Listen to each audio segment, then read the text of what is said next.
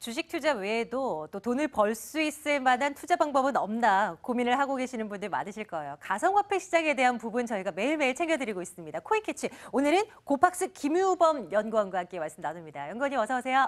네, 안녕하세요. 안녕하십니까. 이 시각 이 코인들의 움직임 확인하면서요. 또 이 기사들도 좀 점검해 보도록 하겠습니다. 고팍스에서 움직임을 나타내고 있는 비트코인 움직임 먼저 볼까요? 오늘은 어찌된 것이 주식 시장도 그렇고 이 가상화폐 시장도 그렇고 일색 모두 파란불이네요. 945만 원대까지 밀린 채 진행이 되고 있는 그런 상황이고요.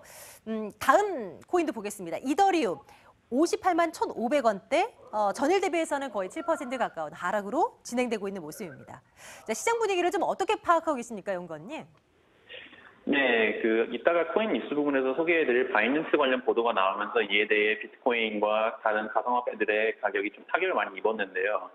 특히 이번 주 초반에 고공행진을 하던 퀀텀 역시 이 흐름에서 자유롭진 않았고, 다만 유의해 볼 거는 이니그마 같은 경우 유일하게 오늘 상당히 많은 폭으로 올라와 있는데요. 이 부분은 이니그마 측에서 특별히 발표한 것은 없기 때문에 이 부분은 향후에 주말에 이것을 어떻게 될지 보고 있을만 하고요. 또한 이 바이낸스, 이따가 소개드릴 바이낸스 관련 소식이 어떻게 해결되느냐에 따라서 상당히 큰 여파가 있을 수도 있다고 봅니다. 가상화폐 이 시세에 좀 영향을 줄 수 있을 만한 뉴스는 없나 매일매일 점검하고 있는데요. 최근 들어서는 이번 주 내내 G20 회의를 들여다본 적이 있죠. 오늘도 하나 준비를 해봤습니다. 네, 헤드라인 첫 번째, G20 회담은 종료가 됐습니다. 그런데 이제 그 결과에 대한 분석들이 나오고 있는데요. 암호화폐에 대해서 얘기가 나온 것이 화폐가 아니라 자산으로 봐야 되는 건 아닌가라는 헤드라인이 잡혀 있습니다. 내용 좀 확인해 보도록 할게요. 이 G20 회의 아르헨티나에서 이제 열렸었고 이제 종료가 됐는데요. 전반적으로 이 참가한 사람들의 이야기는 암호화폐에 대한 어떤 부정적인 시각이 나오지는 않았다는 그런 평가들이 많이 나오고 있습니다. 이 공식적인 문서에 쓰인 용어도 말입니다. 암호화폐가 아니라 암호 자산이라는 이 표현을 쓰고 있는데요. 이 암호화폐는 세계 금융시장에 위협이 되는 존재는 아직까지 아니라라는 것이 이 한 목소리가 나온 부분이었고요. 7월 안에 규제안이 나오긴 하겠습니다만 규제 자체가 고강도인 규제는 아닐 것이다라는 얘기들이 좀 많이 흘러나왔던 G20 회의였습니다. 다음 보겠습니다. 바이낸스와 니케이 신문 간의 진실 공방.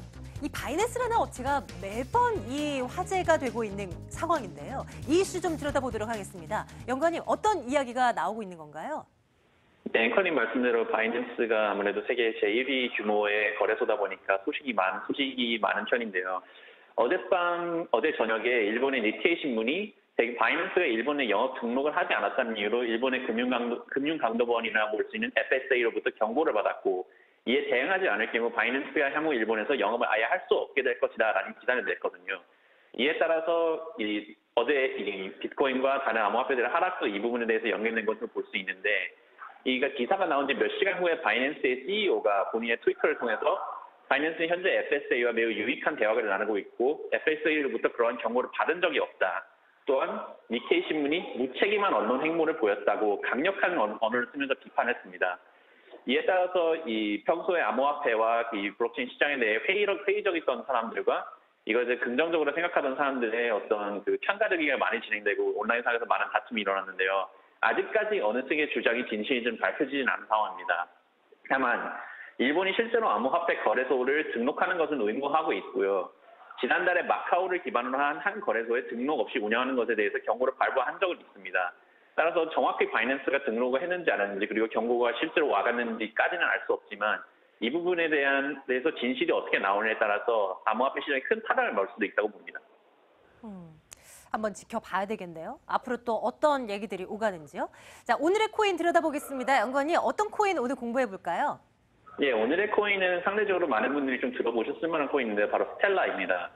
스텔라는 이동키, 리플 등의 개발에 참여한 젯 네칼렙이라는 개발사가 개발한 오픈소스 송금 수단인데요.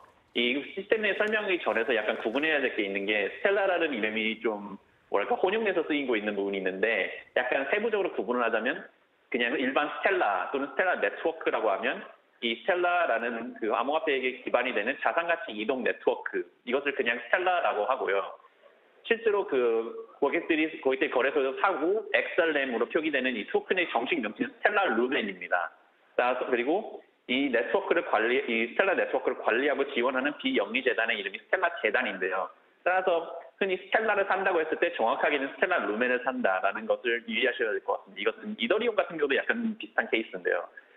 하여튼 스텔라 같은 경우 블록체인 기반 분산형 원장 그리고 데이터를 있습니다. 따라서 화폐와 암호화폐 간 전환 및 송금이 되게 용이하고 수수료가 낮으며 연산 처리 속도가 빠르고요. 스텔라는 독자적인 합의 절차, 일명 스텔라 합의 프로토콜 (SCP)라는 것을 쓰는데요. 흔히 들어보신 Proof of Work, 즉 작업 증명 또는 Proof of Stake, 지분 증명과는 좀 다른 독자적인 프로토콜을 사용하고 있습니다.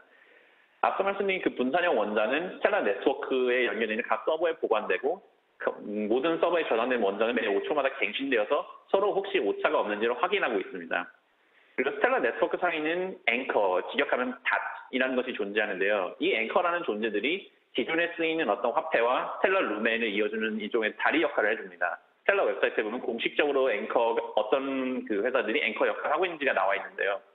스텔라의 주요 활용 방법은 그 국가 간 송금 그리고 내지는 신속하게 환전 또는 소액 거래, 수수료가 낮기 때문에 소액 거래에도 큰 문제가 없고 은행의 서비스가 잘 제공되지 않는 곳, 이런 곳에 그 모바일 기기 하나만으로도 송금이 가능하다는 점을 내세워서 상대적으로 개발이 덜 된 곳에 많이 활용되는 모습을 보이고 있는데요. 약간 절차를 간략하게 설명하자면 제가 한원을 갖고 있는데 미국에 있는 친구한테 달러로 보내주고 싶다. 그런데 기존의 어떤 그 송금 자체는 은행을 통해서 가면 시간도 오래 걸리고 하는데 아주 간단하게 축약해서 말씀드리면 제가 한화를 그 앵커에 보내면 앵커가 그것을 스텔라 루멘 혹은 직접적인 어떤 수요가 있으면 달러로 바꾸고 그 다음에 다른 그 해당 지역에 있는 앵커로 보내면서 그 앵커를 통해서 제 친구가 그 달러로 받을 수 있는 구조입니다. 상대적으로 되게 단순하게 설명드렸는데요. 일단 스텔라 같은 경우 협력관계, 델로이트나 템포, 파크웨이 등의 회사들과 협력관계를 형성했고 작년 말에 IBM과 협력관계를 형성하면서 남태평양 지역, 호주, 뉴질랜드 그리고 태평양 지역에 위치한 많은 섬으로 된 국가들 간의 금전 이동 네트워크를 형성했습니다. 이 일을 통해서 많이 스텔라를 접한 분들도 계실 거고요. 또한 스텔라 네트워크 상에서 다른 화폐들의 ICO도 진행하고 있는데요. 대표적인 예가 자, 오늘의 코인은 소개된 것은 모비우스입니다. 예, 연구원님, 스텔라, 네. 오늘의 코인은 여기까지 공부를 하도록 하겠습니다. 다음 이 시간에 다시 찾아뵙도록 할게요. 고맙습니다. 예, 감사합니다.